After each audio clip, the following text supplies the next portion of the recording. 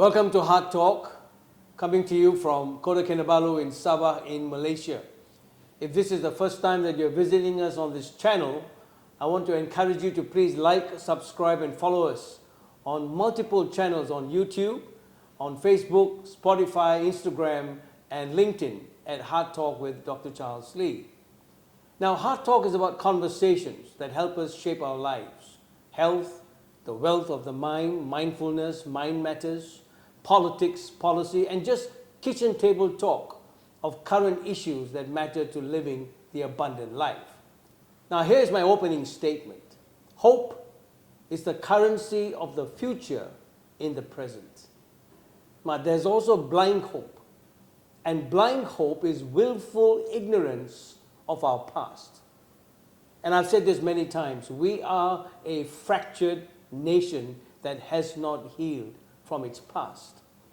We can see this over the past 66 years since independence, and now even more polarized than ever. Now, one area that is fractured and of much public concern today is in the spirit of the law of the land, the rule of constitutional law, which is in question today. And to help us make sense of what we are facing as law-abiding nation, where no one is above the law, is Sabah's leading expert in this field, Datuk Roger Chin, who was the past president of the Sabah Law Society. So join me to welcome Datuk Roger Chin to Heart Talk. Thank you for having me. Yes, and thank you for coming here and giving us your time. I thought you'll come with your robes and all that, and I wear my operating uniform.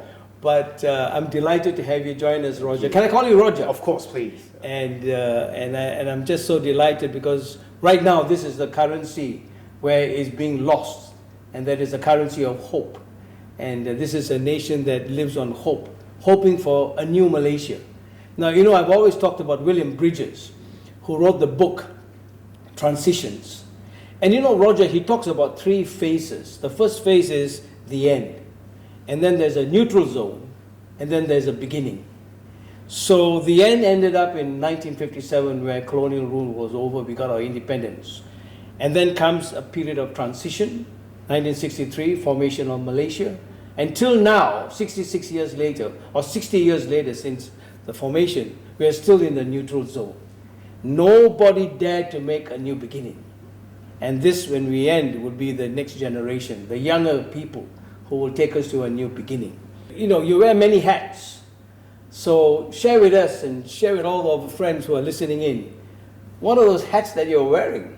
I mean, I went through your resume and then I thought larger than a suitcase, So I thought I'll leave it to you. So where has your expertise taken you for this, both in Sabah and internationally? So I've been doing the Sabah Law Society presidency for 4 years, and during that time, we also formed the Borneo International Center for Arbitration and Mediation, BICAM for short, which is an international arbitration center, and I've been doing that as well. I'm a council member there. What is good now is I can actually speak more of my mind, because as the president of the Sabah Law Society, of course there were certain things that you couldn't say. Right. Being in a position, you would have to hold your tongue for many, many things.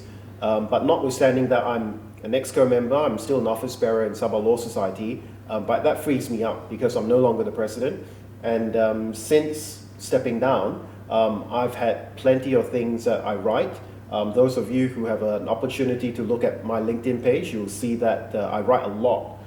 So have a look there, and I'm sharing a lot of my thoughts, and some of them, dare I say, are hard-hitting. Right. And I believe that some things you can't sugarcoat. You need to say it as it is. You have to call a spade a spade. I think one of the biggest problems Malaysia has is we do not have the hard talk that we should have in order to bring some sense of reality into the problems that we're having, because we need to, number one, realize what we're dealing with, and number two, handle it and accept it for what it is before we can move on. Because we're very fond of having a lot of smoke screen,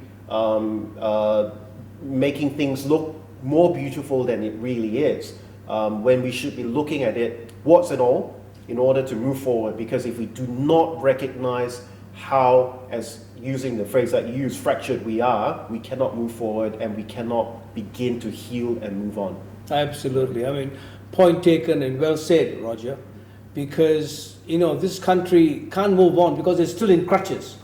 And until, you know, I'm sure after 60 years of the formation of Malaysia, the people have matured, the nation has matured in many other ways. That means they are real, they are aware of what is going on. So you can't fool them all the time. You can fool them once. But today is, there's much question. And I want to begin with some biblical scripture, you know, patriarchs, with Isaac, for example. And Isaac, son of Abraham, he at the age of 40 married a beautiful woman by the name of Rebecca, and who was the daughter of Bethuel from the Aramean tribe. And she was barren. And so Isaac sought the Lord for 20 years in prayer, you know, persistent prayer.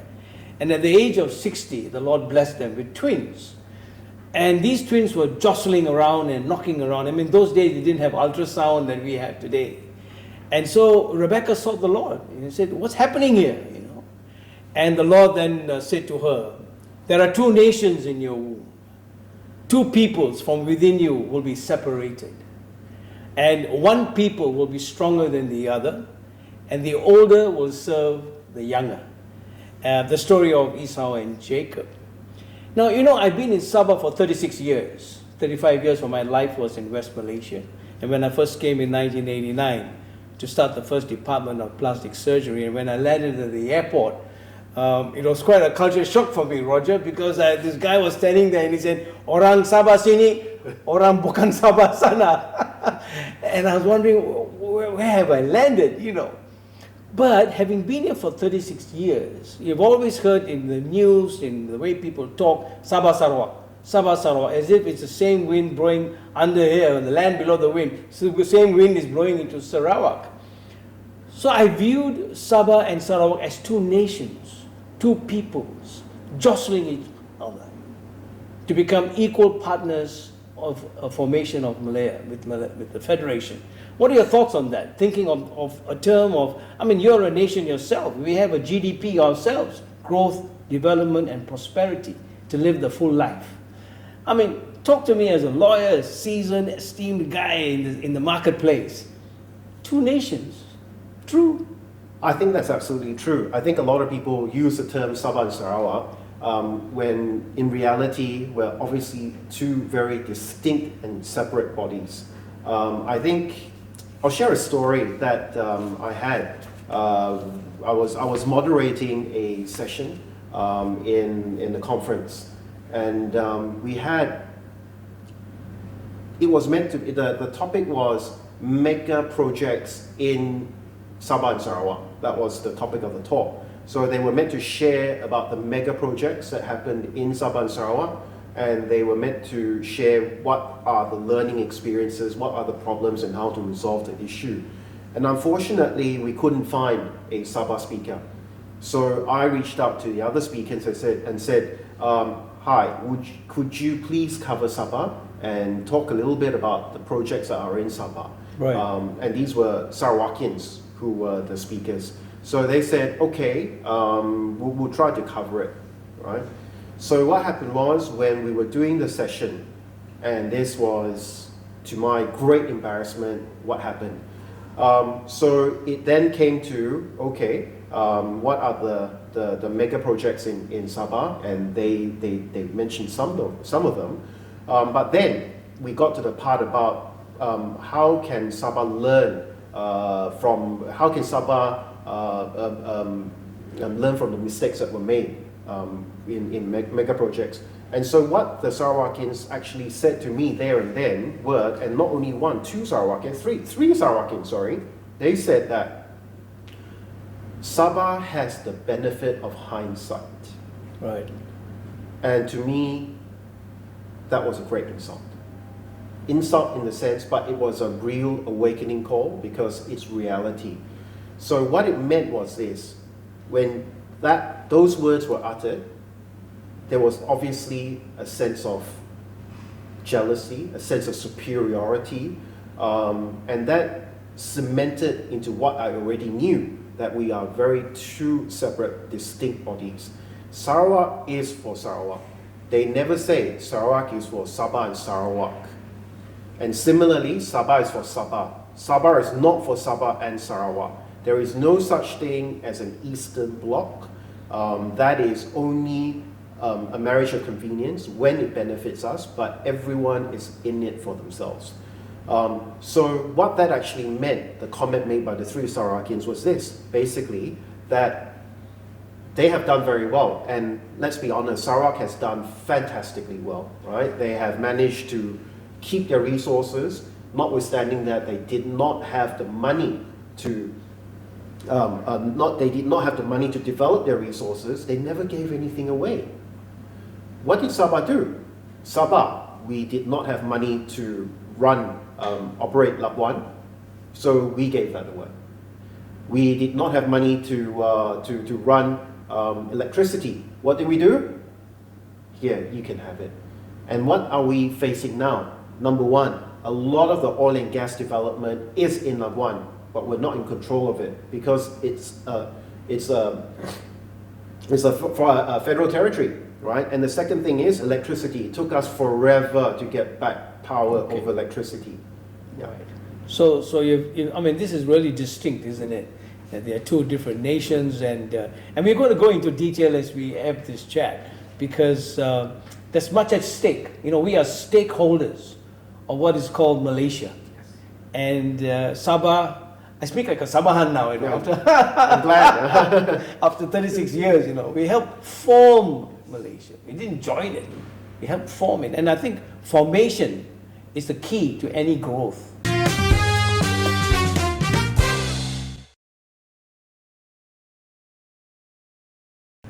So we talked about Sabah, Sarawak being two entities, two regional nations, you know, jostling for position within a formation.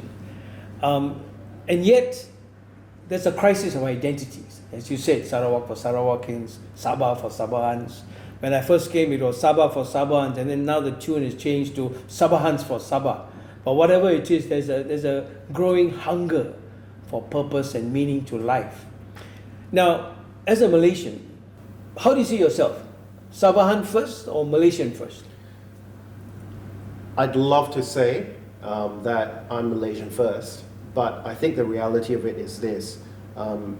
If you are not a Malay, when the rest of the country, basically whenever there are problems with race and religion, the first thing you're told is go back to your own country. How do you call yourself a Malaysian when that happens? There are so many things that I am not proud of that happens in Malaysia, and as much as I would love to call myself a Malaysian, how can I, with all honesty and full integrity, actually call myself a Malaysian? So, of course, we will always say that instead of saying you are a Chinese Malaysian, we should just be Malaysians full stop. But, let's face it, Malaysia doesn't want you to do that. Okay? When Malaysia insists on you filling in the form and ticking whatever race that you're in all these forms, every single form that you go into has got a category for you to put that in, right? How do you then engender this Malaysian people? And when we look at religion, how it's played up in West Malaysia, because let's be honest, when people talk about Malaysia, and how I'm sure you would know because you're from West Malaysia, and when you're dealing with your West Malaysian friends, how often does it slip when they say in Malaysia when they're over here, right? They will say that. They'll say to you, in Malaysia, things are like this, right? They don't even think of Sabah and Sarawak as part of Malaysia. To a lot of people in Malaysia, right? It's only when they catch themselves they say, oh, sorry, what I meant was in West Malaysia, right? But they will use that phrase in Malaysia. So when I look at religion, how it's played up over there, how at the drop of a coin, you can use race and religion against everything else when it is completely unconstitutional to do so, but notwithstanding that, they will play it up. How do I call myself a Malaysian? I look at Sabah and I look at how, yes, of course, things have moved a little bit south, in a sense things are not as good as they were in the past, but it is still a far much better version of Malaysia than West Malaysia. So I of course will resist in calling myself a Sabahan, in the sense that I don't want to identify myself with Sabah just because I'm Sabahan, because that would mean that I don't identify myself as Malaysian. I've always wanted to identify myself as Malaysian, and I will fight hard to do so. But things that are happening make it very hard for me to be able to say I'm Malaysian, rather than saying I'm Chinese Malaysian or I'm Sabahan Malaysian. Right? I think the only time Malaysia can move forward is when we can all call ourselves Malaysian without reservation. Right. And that, unfortunately, is a long time coming. I don't see that happening. I mean, I feel for you, because I feel the same way too. But it's true that this division of race and religion, when we're all in one country serving, it's a crisis today of when statements are made that you're not loyal to this particular country. And I feel it as someone who has served in the army as a captain for 2 years, that you're a patriot. You have served here. I've given 40 years of my life in Sabah as a plastic surgeon. I didn't come here thinking that only a Sabahan. No, I came here as a Malaysian, but I served the people of Sabah, and I feel for you. And I think many feel the same way, but are not outspoken about it. Now, talking about, and this is really the terminology of being fractured, that right in the beginning, when the British brought in all these people, came in here to work. They didn't come here for sun and frolic. They came here to work, to help build this country of what it is today. The whole concept of gratitude. So I want to go into this whole aspect of fault lines, which I talk about, a fractured nation, never been so polarized as it is today.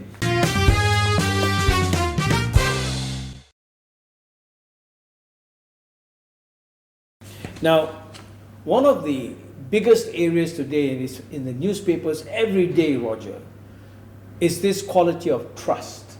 How can a nation move forward if you can't trust the people who are actually handling the rule of law? If this country is always mentioned as, oh, we follow the rule of law, there's so much of mistrust, distrust, put any prefix you want to.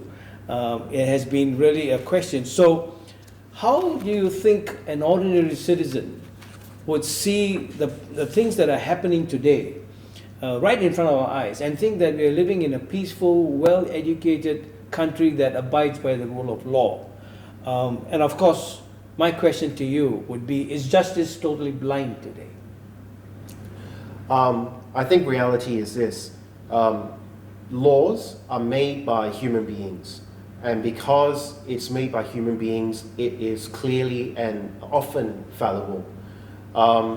One example is probably this: the courts. The courts have the final say in terms of whether something's legal or illegal. And when it comes to court actions, obviously the courts have the final say in determining a dispute. But they are only people. Judges are people, notwithstanding that we put a lot of faith in them and that they will apply justice. We have had former chief justices who, after they retired, openly say that they are Muslim first before they are Malaysians. So what they say is that they will apply religion first before they apply the Constitution. And you can Google this, you will find this statement mentioned by at least one former Chief Justice of Malaysia. And he said that his decisions were made with this in mind. Now, judges, when they become judges, swear an oath that they will protect the Constitution.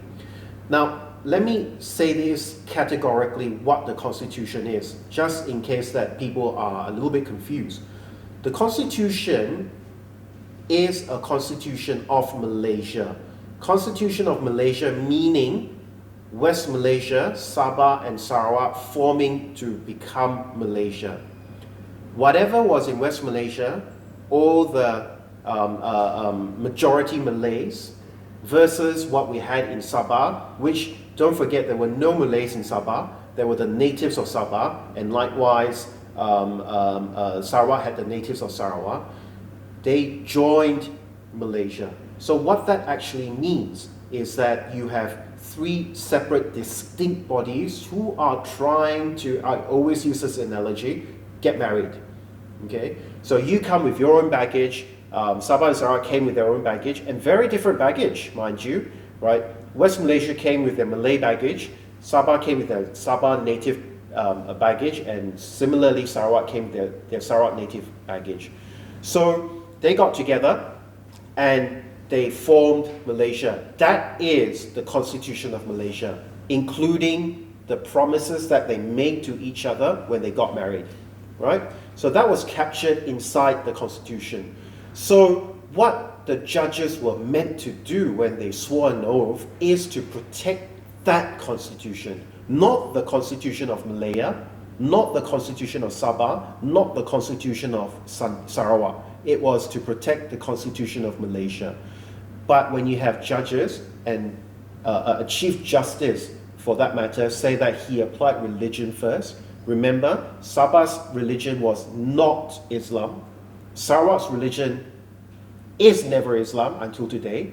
Sabah is Islam now, but it wasn't before. So when a judge says that he applied his faith first, his religion first, before the Constitution, goes to show you that justice is not blind. So what happened?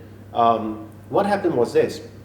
For the longest time, the courts needed to apply the Constitution. And if they had applied the Constitution, we would not be going through this conundrum of not being able to resolve who has the final say in the court structure, whether or not the federal court has or whether or not the Sharia court has, for example, right? Okay. But because they applied religion, they never heard the cases. They never decided on the cases. We all know, and you can look at history to see that every time the cases went up to the federal court, many federal courts did not decide. They would push it down. They would not apply the Constitution, but they would just try to push the issue away because they were putting their religion hat on rather than their constitutional hat on. So is justice blind? Unfortunately, no. So this is a worrying thought that in the highest law of the land, you have human nature that comes into play. And you know, when we think of certain events that as a layman, the former MACC chief commissioner, had to be removed or replaced because he was making an attempt regarding this famous 1MDB scandal, and he had to leave his post. And then a former attorney general from Sabah was abruptly, terminated, and even though it was due for retirement. And more recently, you get a senior lawyer telling the president of the Bar Council to go back to law school. Now you got to understand that public are hearing about the rule of law in this country, and I like what, if I can quote what the Bar president said. She said, "Has the exercise of mercy robbed the nation of its justice?" You see, and even from the Institute of Democracy and Economic Affairs CEO conferred that abuse of power and misappropriation of funds are easily forgiven. So to me, when you talk about the emancipation of a country and of a people, there are two pillars that undergird the success of this growth, and that is morality and ethics. And they're both in question today.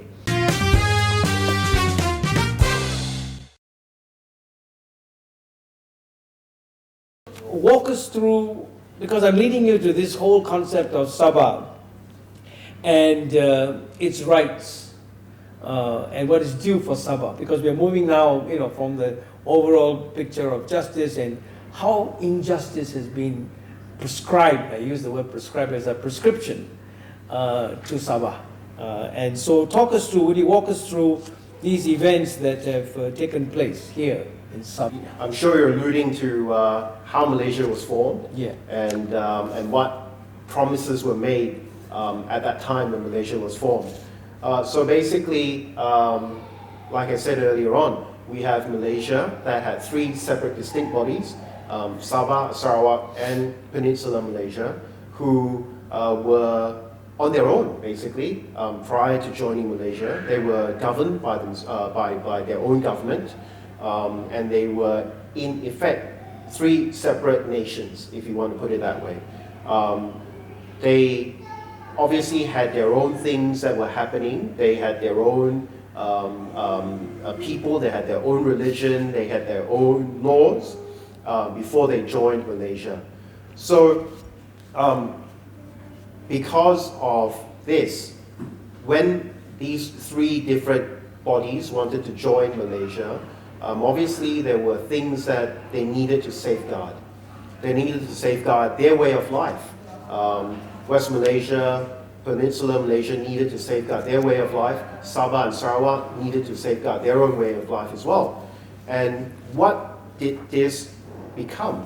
This was essentially the Malaysian Agreement 1963. What is the Malaysian Agreement 1963? It is basically what the promises to each other were. I always like to look at it as the marriage contract. Just like you will say to each other, when we get married, if we come from different places, where will we grow up? Where will we bring up our family? How many children do you want? 1, 2, none?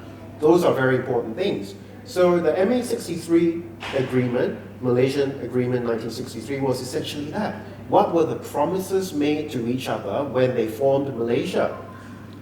And that was, most of it made it into the federal constitution. So they basically took the Peninsular Constitution and amended it to suit the Malaysian Agreement 1963, and it became the Constitution of Malaysia.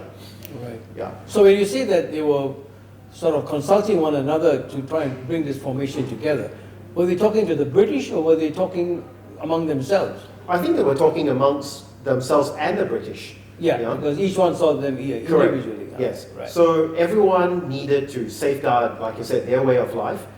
So that made itself into the federal constitution. But unfortunately, what happened was, as the years went by, the federal constitution got amended tremendously. So one of the things that happened was, Sabah and Sarawak were written to become one of the states of Malaysia along the line. And Malaysia's federal constitution is one of the, I'm not sure entirely whether that's true, but it's certainly amended a lot. More so than, say, America. America's constitution has only been amended several times, whereas Malaysia's constitution has been amended a lot of times.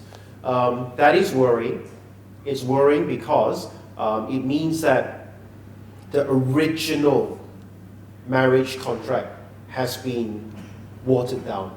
It's now different from what everyone agreed with each other when they got married. So who's pushing for these amendments? Is it coming from the federal side or is it coming from the state side that we want these particular amendments to come in being? I think the honest answer is from the federal side. Right. A lot of the amendments that were made were not to the benefit of Sabah and Sarawak. Really? They were against the benefit of Sabah and Sarawak. For example, it used to be that the TYT could appoint judicial commissioners, judges, into the High Court, but that was taken away.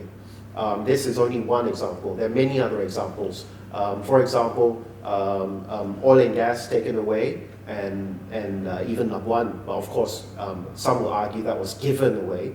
But many things were amended to not be for the benefit of Sabah and Sarawak.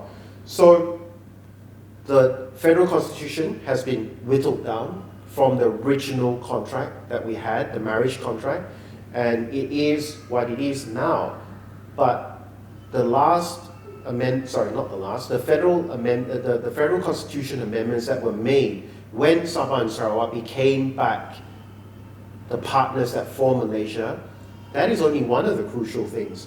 Right. The other more crucial thing is the federal constitution was also amended to mention the Malaysia Agreement 1963, Remember I said, not everything in MA63 made its way to the federal constitution. Most of it did, but some didn't. The Malaysia Agreement 1963, plus all the other ancillary documents that went into study that became the Malaysian Agreement 1963, are now part and parcel of the constitution, meaning it puts emphasis now on the marriage contract that we initially had and whether or not that has been complied with, whether the spirit of that marriage contract has been complied with, and it has now made its way into the Constitution. Right. You know, this is the core that in the very beginning, in 1963, which I want to help us walk through this whole concept of the special grant, which is interesting. But you know, Sabah, as you said, North Borneo, had the Malayan Constitution of the Federation of Malaya brought onto them. They never asked for it. It was just brought onto them, and then they were just grafted into it. So it's not their own constitution, you see. And that, I think, has been trampled on over the years, that the ownership seems to be lopsided, that, it's all been taken on one track. So I want you to help us understand this whole thing that I've heard for 35, 36 years here, that is 40%. We're still fighting for 40%.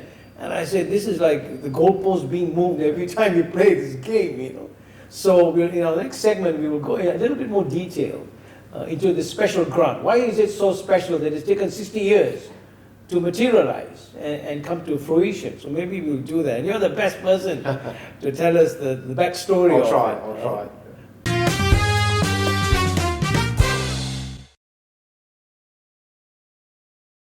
Now, the Malaysia Agreement 1963 has got this 40% special grant.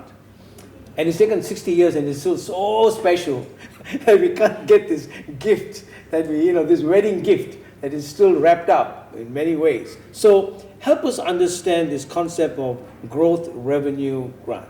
Marriage contract was acknowledgement when we formed Malaysia that Sabah, I won't talk about Sarawak, I'll leave that aside. Yeah. Sabah was obviously far behind Peninsular Malaysia. How many of us have heard stories of when Malaysia was formed, people from Sabah were flown to West Malaysia, and when they saw the buildings there, they were amazed. I heard the same thing. Yes, we've heard about that story. Yeah. So Sabah was obviously far behind in terms of development from West Malaysia. So there was this intrinsic understanding, and our Sabah forefathers were definitely far-sighted enough to understand this, that Sabah needed special help.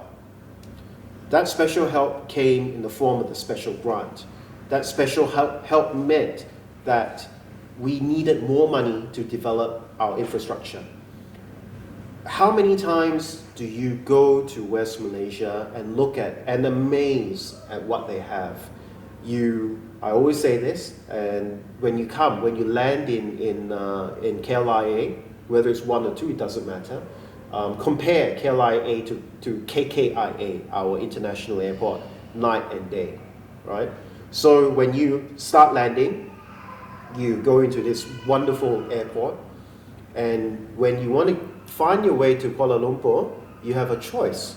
You can take the KL Express. You can grab along beautiful highways that you can go to sleep and wake up when you actually get to KL. And once you make yourself into another station, you can find LRT, you can find buses, you can find monorails, you can find all of these public transport, which Sabah doesn't even have. Where was the last bus that you saw, public transport in Sabah? That was many, many years ago, right? Do we have LRT? No. Do we have MRT? No. So can you actually even stay asleep in the car whilst traveling to KK from the airport? The answer is no, you can't, because the roads are lopsided. They're not very nice in terms of smoothness. Yeah. They're very bumpy for some strange reason, and you cannot actually close your eyes and sleep properly until you get to KK. So there was this obvious understanding that Sabah was far behind Peninsular Malaysia in terms of growth. So what happened was Sabah's forefathers made sure that we got 40% of the revenue that is generated from Sabah and paid to the federal government to develop Sabah. Now, I stress this, and I must stress this even clearer for everyone who's watching and listening, is this. This 40% grant is 40% of the revenue that is generated from Sabah paid to the federal government. It is not the revenue of Malaysia. So Sabah is not getting the benefit of revenue generated from Penang, from Johor, from Selangor. Right. So it's not from the correct. From the It's not the consolidated funds. It's from here. Right. So we are only saying, and this is Constitution. It's in there, which means it's your God-given right or Allah-given right, that whatever you generate from Sabah, 40% of it should be paid back to Sabah for development to make sure that we can catch up with West Malaysia. But what happened? That was not honoured. That was paid. The last review was done in 1969, and the next review should have been done in 1974, but it wasn't.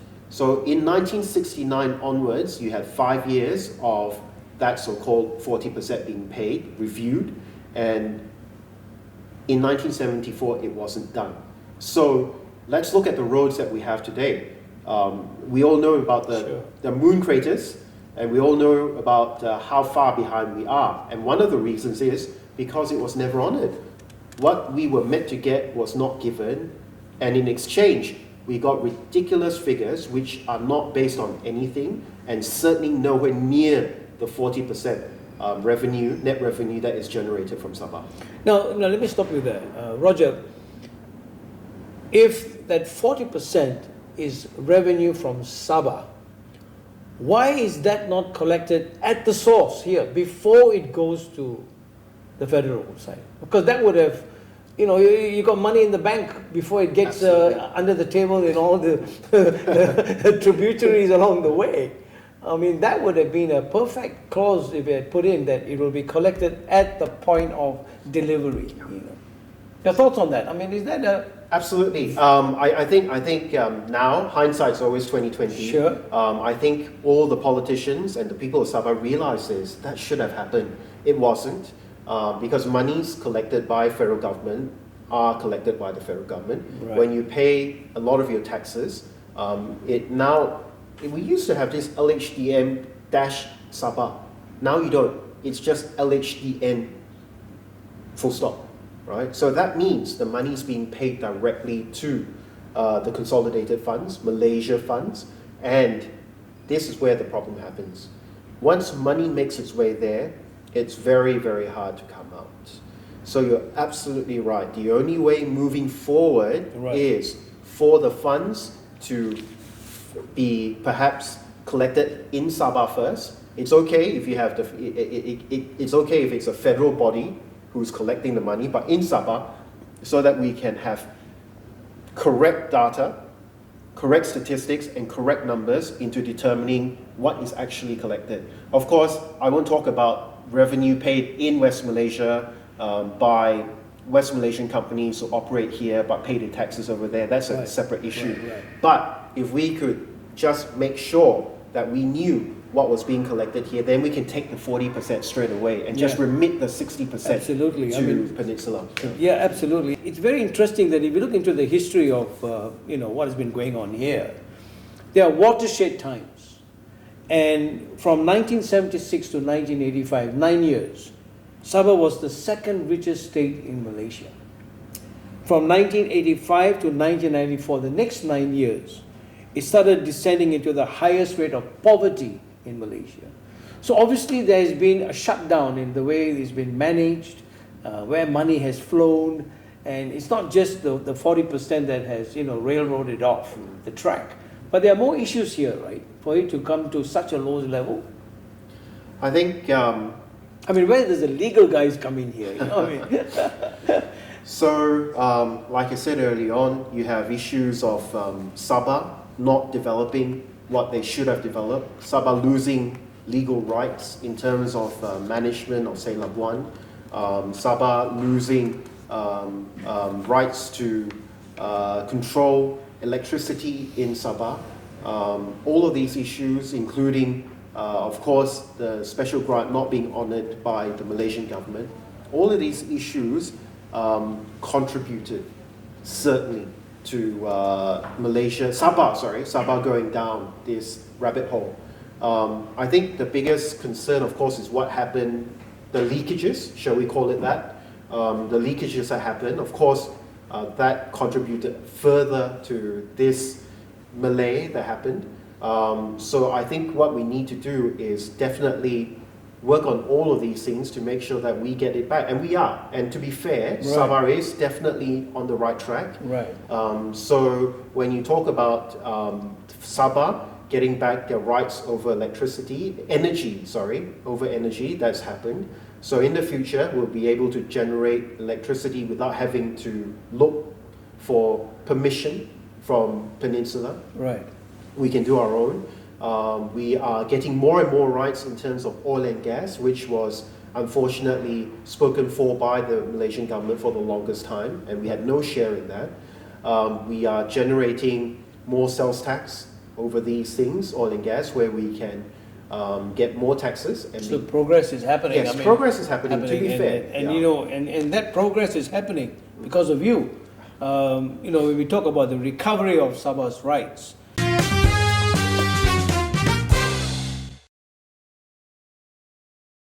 Roger, I want to congratulate you on this step that you took. That on June 9th, 2022, the Sabah Law Society brings about a court action against the federal government, a judicial review of the constitutional duty contained in Article 112 and Section 2 of Part 4 in the 10th schedule. I sound like a lawyer. But take us from there, because, you know, you had applied to bring this up. You know, the lost years, you know, of now from 1969, I got it here, it was done, 1974, no review, and from 1974 to 2021, if I'm correct, or until 2022, there should have been 9 odd reviews if it was a 5-year thing, and you know, and so on the 14th of 2022, both the federal and state agreed to do payment of annual grants, and then finally you took them to court, right? And so the date that you took them to court was November 11th, is that right? Yes. That was you were granted permission. I got it all down here. September 14th, just about 2 days before the 60th anniversary, about 5 months ago. What happened? Finally, you agreed to agree, or no? And buried agreed to disagree. It's definitely still moving. It's ongoing. So maybe I just say a little bit about the context of why this started. Please. Actually, so what happened was we had formed this public interest litigation subcommittee in the Sabah Law Society, and we were looking for the right cause to champion, because for the longest time the Sabah Law Society was not in the field of public interest litigation. Public interest litigation is something, PIL for short, is something in the world where many things get changed because people take up these sort of public interest litigation cases. It has the effect of being able to change something that is wrong for the greater good if you took it to court. So when we started this, we were thinking, what areas can we look at? It was not natural to do this action. What happened was, for the longest time, I know when people were saying things like, why is this happening? And I'm in a lot of chat groups just like you, I'm sure. When I'm looking at the chat groups, it became very obvious that there was great dissatisfaction in the chat groups. And I'd like to think the chat groups are a reflection of a normal, everyday Sabahan. Oh, right. So it's not the advocates kind of chat No. group. This is a public chat group. Yes. Right. And there were a lot of dissatisfaction in terms of development, in terms of what we are getting, our rightful share, and so on and so forth. So when that happened, it became quite obvious that one of the things that everyone was upset about was the Sabah special grant, and that it was never honoured and that it was never paid. Now, you have to recall at that time who was leading, what government, what party was leading Sabah. Right. It was Bersatu, Uh-huh. right? So Bersatu being Bersatu, and you have Bersatu West Malaysia, it's unlikely you're going to slap yourself in the own face, right? So we knew that the time was ripe, because it was also during that time they were talking about accepting exactly what you said, the figure. I think at that time, what was the initial figure? 36 million or something along those lines. That was the initial figure that they accepted, conditional or not conditional. Of course, they say it's not conditional. Sorry, it's conditional. But that happened then. So that's when we realized the time was right to take it. So that action was started because you could feel and you could really hear the cries of the Sabahan, that the Sabahan said this needed to be done. So we assembled a good team of lawyers together, and we decided that this is an action that we needed to take, because we believe, and we still believe, that in terms of standing, and law is all about standing, the law says you cannot just be a busybody taking the state government or the federal government to court. You must have standing. You must be able to sustain your reason to take somebody to court. Like a locus standi. Yes, correct, Yeah. locus standi. So the standing issue, we believe that the Sabah Law Society had the best standing, and we thought this is what we need to do, and we must do it, and that's where this whole action came about. Well done. I mean, it's fantastic. And so what happened after that? I mean, you took them to court, right? So we took them to court. Now, remember... I think that we were going to mention that the state government came. Yes. So I think the state government obviously wanted it as well. Well done. But like I said, remember, they were still Bersatu at that time, so they couldn't be suing themselves effectively, because it would be the state government. The right parties to do this obviously are the Sabah state government versus the federal government. These are the natural bodies to do this action, right? But again, like I said, because Bersatu was Bersatu, and it was the federal government was also Bersatu, it was not going to happen anytime soon at that time. So you would have remembered at that time, everyone was talking about let's honour MA63, because there was a lot of movement going on that part already. Let's honour the special grant. So we started that action. And when we started that action, thankfully, and kudos to the state government, they came in as a party, which was wonderful, because what it meant was that now you could hear the state government saying something, and you could also bind any decision that comes out on all the necessary parties. Solidify the whole the foundation. Because of if the you argument. don't, you're always going to have one leg that was not in the game. And we right? didn't say that. We didn't Yes. ask for that. You know, Yes. that kind of thing. Correct. So when they came in, the whole thing became exactly what it should have been right from the start. So I'd like to think what happened was the SLS action was basically the catalyst forming this action which needed to happen.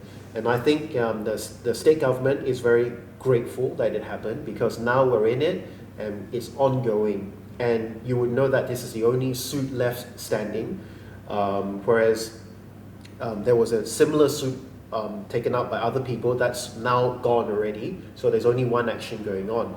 So it's very much needed, because you need to put pressure on negotiations that are ongoing. So, like I was saying earlier on, what you had is, at this point in time, you had the federal government who was saying that MA63, they will honour it, they will give the special grant. But on the backdrop of this, you have the federal government resisting this action. That, to me, smacks of non-sincerity.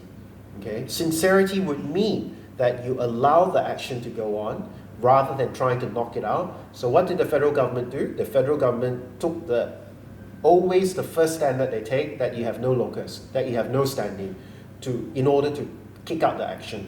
Irrespective if it was given by the KK High Court. Well, So, go ahead. Is that so right? they fought us in the KK High Court on that ground. Right. We succeeded. Yeah. The KK High Court said, no, you do have standing, right? Okay. And what did they do? They then appealed it to the Court of Appeal, which was meant to be heard on September the 14th, but it got adjourned to May the 16th this year. So what is amazing is, on one hand, you have the federal government who's saying to you that we will honor, we will pay you the 40% grant, but on the other hand, they're resisting you and trying to knock you out, and still continue to try to knock you out on the basis of standing, which, if there was sincerity in trying to resolve the issue and you cannot agree, it's quite obvious that it's not easy to agree. It's not easy to resolve because the figures are astronomically Yeah, you're big. talking about 48 years Yes. of recovery, isn't it? They are in the billions of dollars. Billions, yeah. And it's not $1 billion. It probably is more like 10, if not hundreds of billions of ringgits. So it's obviously a huge figure. But notwithstanding that, they can't agree. Why don't let the court decide what it is? Because we cannot agree on how to calculate the figure. Why not let the court decide, since the court is the final arbiter on what the Constitution actually means? If you were sincere in trying to resolve the issue, I would have thought the federal government would have allowed it to go on, and then you trash out the issues there and then before the court, and let the courts decide. Absolutely. Well, this is why the credibility of trust, the sincerity of people who sit there on the stairs and come to a decision of what is right. You know, the word right now has got a connotation of, what is right may not be right in the eyes of everyone. But this is something that we want to congratulate you for that. And I'm sure you'll keep the state posted, right? Absolutely. As it goes on. Yes, yeah. And even though you're not in the presidency now, but are you still in the It's forefront? very much in my baby.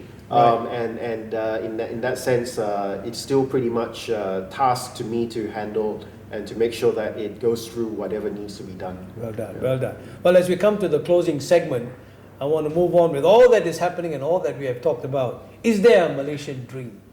And can we dream of a country that is inclusive, where the social contract that you talk about so much, that involves so many races, so many ethnic diversities, can that come together and build a nation that can star this whole region?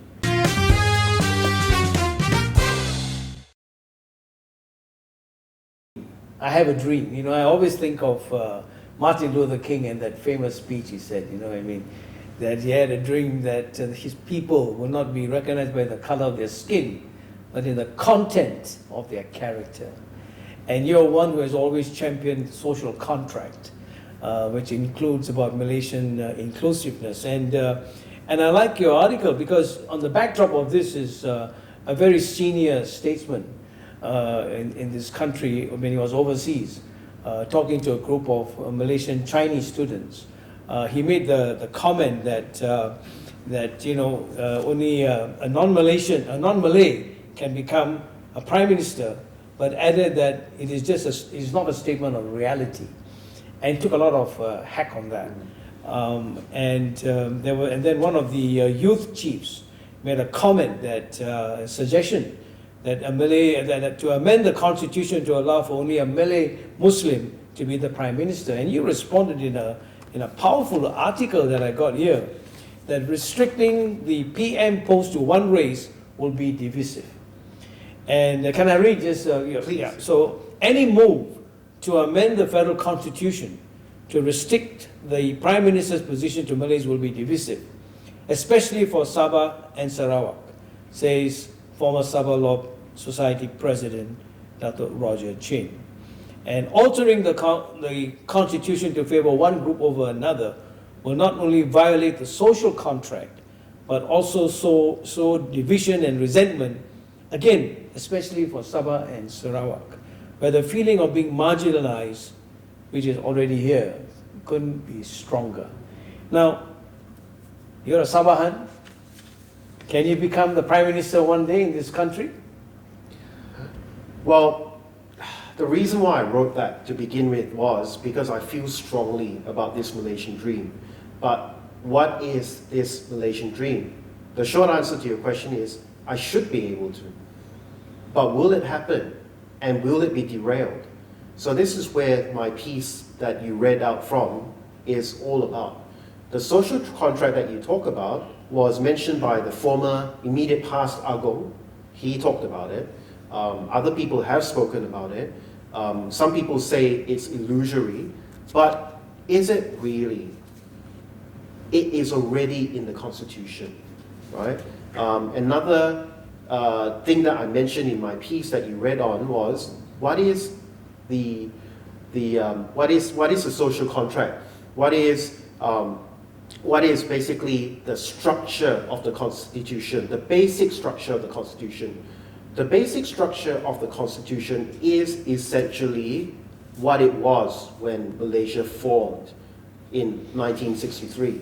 It is that agreement where Sabah and Sarawak were equal partners, where we talked about every state being able to exercise its own religion and so on and so forth. Sabah and Sarawak being able to exercise its own religion.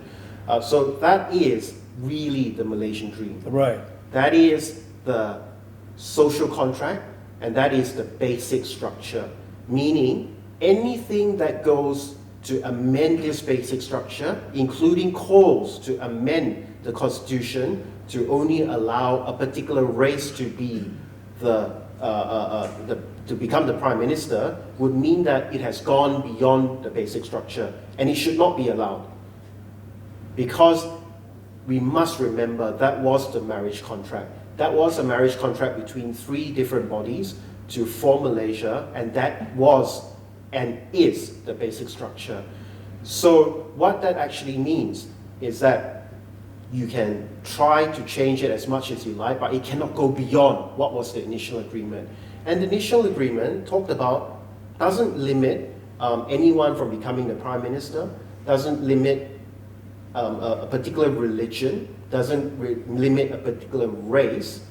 And when we get calls from people who are asking for this to happen, that only makes Sabah and Sarawak very angry, because a Sabahan, or a Sarawakian for that matter, should obviously be able to become the Prime Minister. So when they say should only be allowed to be amend the Constitution to be a Malay Prime Minister, where does that leave Sabah and Sarawak? Absolutely. That completely marginalizes Sabah and Sarawak, and it cuts us off from Malaysia. So when people say Malaysia, what are they really talking about? Are they talking about Peninsular Malaysia? What happened to Sabah and Sarawak? So we must be very, very careful when we talk about these things in the public. Absolutely. And we should stop having these thoughts, even personally, privately, because as long as you have these thoughts, Malaysia and the Malaysian dream, the real Malaysian dream, I call it, which is the basic structure, the federal constitution, as it was in 1963, it cannot be realized. So I hope, my dream is that what we agreed upon, including the special grant, including letting Sabah and Sarawak having its choice on religion and all the other 20 points and the 16 points that were agreed upon by Sabah and Sarawak respectively, can come and be made to happen, become reality fully, so that the real Malaysian dream, and that to me is a real Malaysian dream. I do have faith that things are moving in the right direction, and I do believe that we can get there, but we need everyone to remember and understand what the real Malaysian dream is. Powerful, because there's such a disconnect today between Sabah, Sarawak and West Malaysia, or the Malayan Peninsula. And it's getting so deep that the cleavages that I talk about, fault lines, are simmering with other things happening around the lines. And your voice of reason, your voice of relevance, and your voice of trying to understand this, the sons of Issachar, who could discern the times. I think this is valid and this is timely So I want to thank you for that, because Thank you. the young Malaysians out there aspiring, even though it may not be a reality, but the question of aspiring is something that is a spirit within, and that should not be curtailed at any point of time.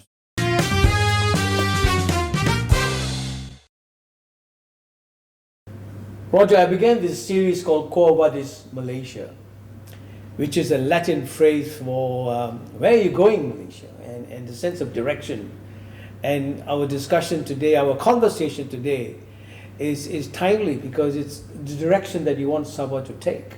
And just yesterday, the third largest democracy in the world went to the polls with 200 million registered voting population. I mean, imagine that.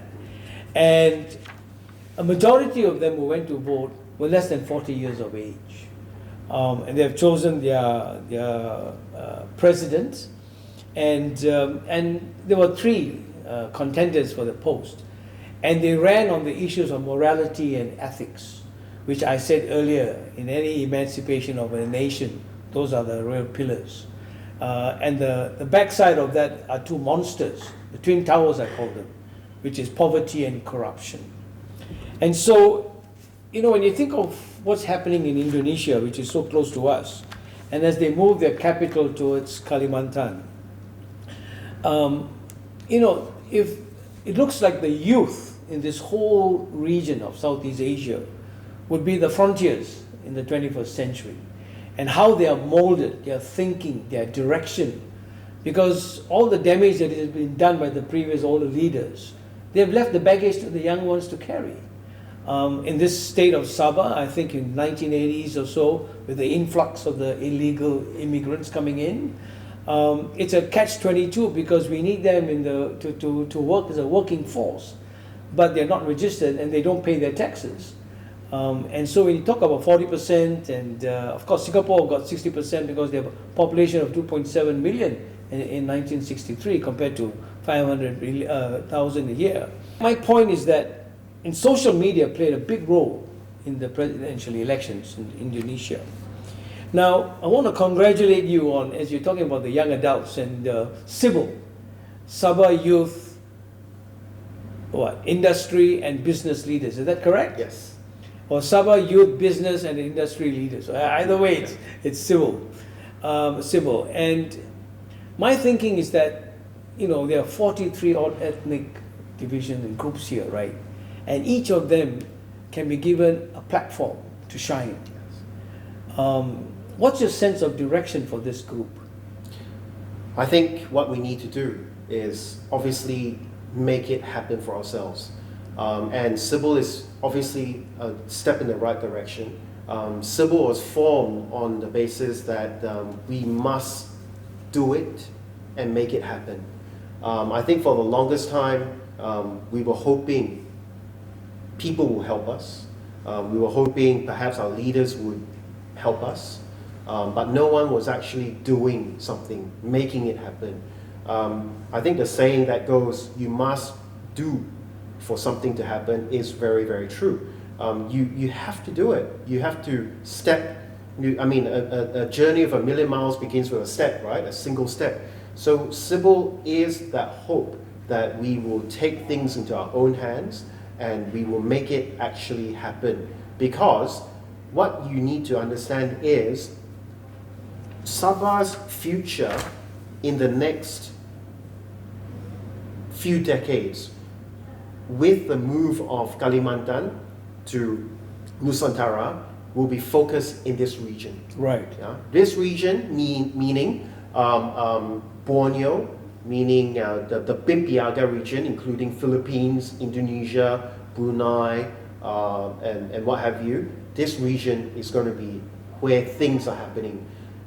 West Malaysia, Peninsular Malaysia, wishes and hopes that they can have a piece of the action. And they are trying very desperately to do so when we are right in the epicenter of the whole thing. So what we need to do, what SYBIL needs to do, what Sabah needs to do is have the right leadership, guiding us in the right way, Absolutely. giving us the right policies, facilitating things so that we can make this new few decades happen and pivot our reliance on the Malaysian government, federal government to this region so that we can make the future into what it is. And I think and I believe that is how Sabah will develop and it will evolve in the next decades to come. We need to make things happen for ourselves and focus on this region. And if we do that, we will be a thriving state, we will be a thriving Sabah. Absolutely, and that's a powerful vision. I mean, I've got it here, that the teacher of wisdom, Koheleth, in the book of Proverbs, in chapter 29, verse 8, it says here, where there is no vision, the people will perish. But he that keepeth the law, happy is he. And so there's a blessing for those who keep the law, and I'm sure your life is so blessed, because as you have a vision for the young people, the young generation, I always talk about the sandwich generation. They're young enough to have their children at home and work for them, and at the same time, because of great health facilities, the parents are living longer, so they have to feed both mouths, and they are sandwiched. And what is a normal club sandwich is now a triple-decker, and so if there's a lot of cleaning of the house within Sabah has to be done first. You talk about the chairman of SCSB saying that we are technically bankrupt. You talk about rice production. You talk about so many areas of food securities. And until there's a cleaning house, then the young generation can look forward for the next 60 years and agree that time will come when all this will happen. And a lot of thanks to you. And so on that note, I want to thank you, Roger. Thank you for joining me on HEARTtalk. So much. I've enjoyed this conversation. I've learned a lot from you, and I hope that those who are listening in will continue to read and keep in touch with all the articles that are written by Datuk Roger Chin. You follow you. How can you follow you on Facebook? LinkedIn, Facebook. You LinkedIn, can go for me. Facebook. And my articles are posted there. Yes, and there's one that I found very helpful on the YouTube, where you spoke about this particular special grant. And so it's a special one, as they call it, the third force, whatever force it is. And I love this state. I mean, I've loved this nation, actually. 36 years here, and I won't give it up for anything. So once again, from all of us here on HEARTtalk, thank you for joining me. Thank you. Today. And for those of you who have maybe just tuned in, follow us on HEARTtalk with Dr. Charles Lee. And if you enjoy this conversation, then subscribe, join us, like us, and spread the word that only the best come on HEARTtalk. We'll talk again.